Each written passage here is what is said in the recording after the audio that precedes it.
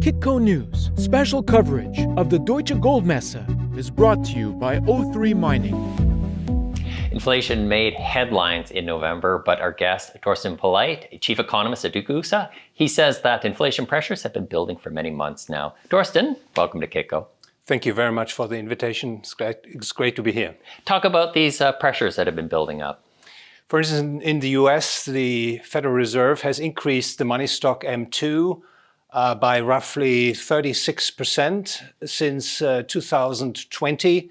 And this is a huge monetary overhang, and this excess liquidity is now driving up goods prices, consumer goods prices, as well as assets prices. As you know, housing prices, stock market prices all go up, and this is driven by this excess liquidity caused by the Fed. But this all came to a head, it seems like last week when we saw those CPI numbers that came out. Well, it's still to be seen whether this is the end of spiking inflation. I'm less optimistic. I think there are other factors that drive prices further up. The energy price shock all around the world is most likely to show up in even further rising prices. So inflation is not over. I think it's getting worse, especially so because central banks keep their excessive monetary policy in place. I assume you're decidedly not in the transitory camp. No, certainly not, because as I said, the monetary overhang is huge. In the US, roughly 20%, I guess. In the euro area, it's around about 17%. And again, there is an economic law, and that says if there's too much money chasing too few goods, prices go up. And this is now unfolding. It's not transitory, and especially so because central banks don't abandon this inflationary policy. Well, how bad are these pressures going to get? What do you see inflation looking forward? In the coming 2 to 3 years in the US, I can imagine that inflation will be roughly between 4 and 6% on the consumer price. As far as consumer prices are concerned, stock markets will continue to rise, housing prices will go up. So far, I don't see really an end to this upward trend in prices. Investors out there that are cognizant of what's happened with inflation, currently, what are they doing right now? Would you say that they're protecting themselves against inflation that they're doing? And then I guess the follow-up question on that, what would be the best strategy for them? I think inflation is still underestimated. This is what I get from discussions with investors in Europe and in the US. People think that inflation is transitory. They believe in what central banks are telling them.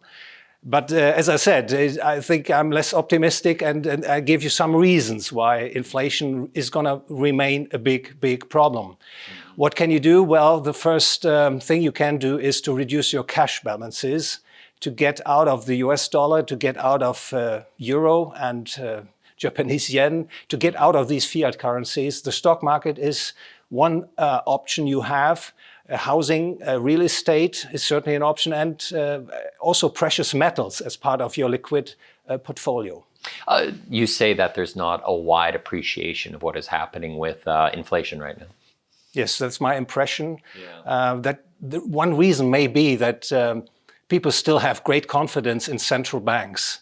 They believe that central banks are eager to keep inflation or to fight inflation. And I would argue central banks cause inflation. And at the moment, the overall debt level in the global economy is at a record high.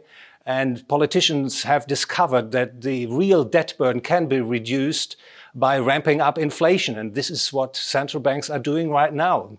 It's a policy deliberately debasing the purchasing power of money. Expand on that right now. Why would they be directly causing inflation? You're talking again about the debasing of the currency.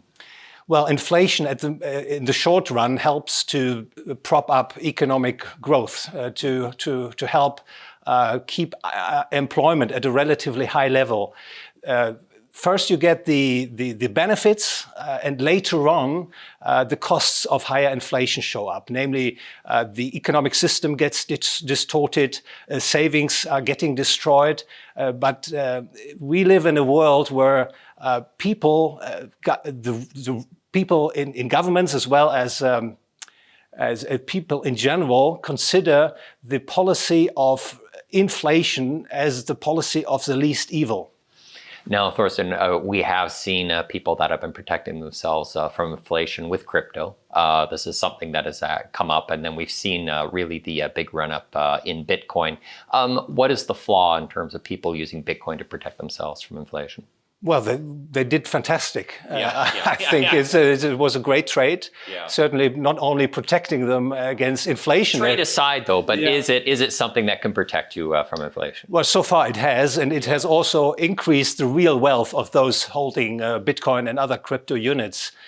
Going forward, I think we are going to witness a process in which all kinds of prices will move further up. And at the moment, I think gold and silver are estimated, undervalued, and I think this is an area where there's strong upward price potential. And I would recommend to institutional investors as well as private people to keep at least a part of their portfolio in the liquid means in physical gold and silver. What should be their expectations of holding gold?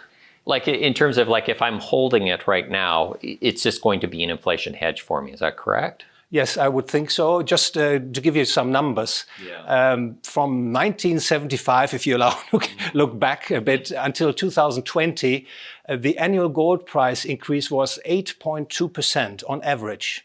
That clearly outperformed the dollar.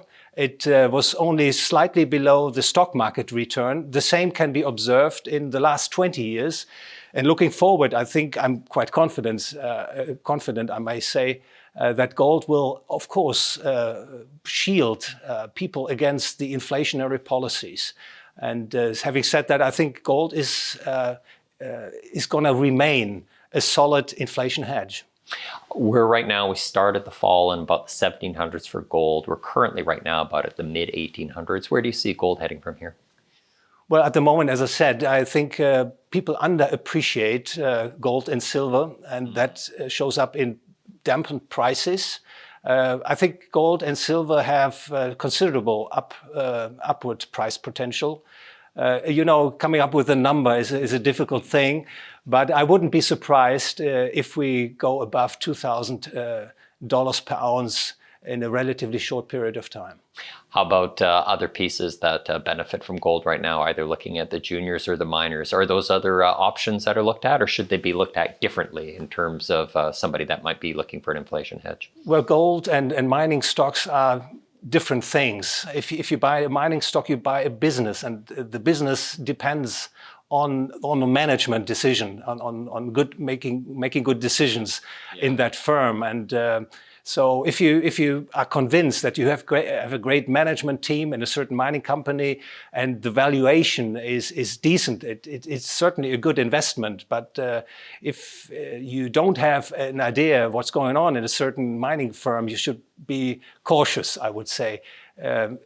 Just buying physical gold, I think, is the easiest way to participate in what's happening in the precious metals market and to get an insurance against the vagaries of the fiat money regime. Thorsten, thank you very much for your time. Thank you very much for the invitation. Stay tuned for more videos from Deutsche Goldmesse. My name is Michael McCrae. Kitco News special coverage of the Deutsche Goldmesse is brought to you by O3 Mining.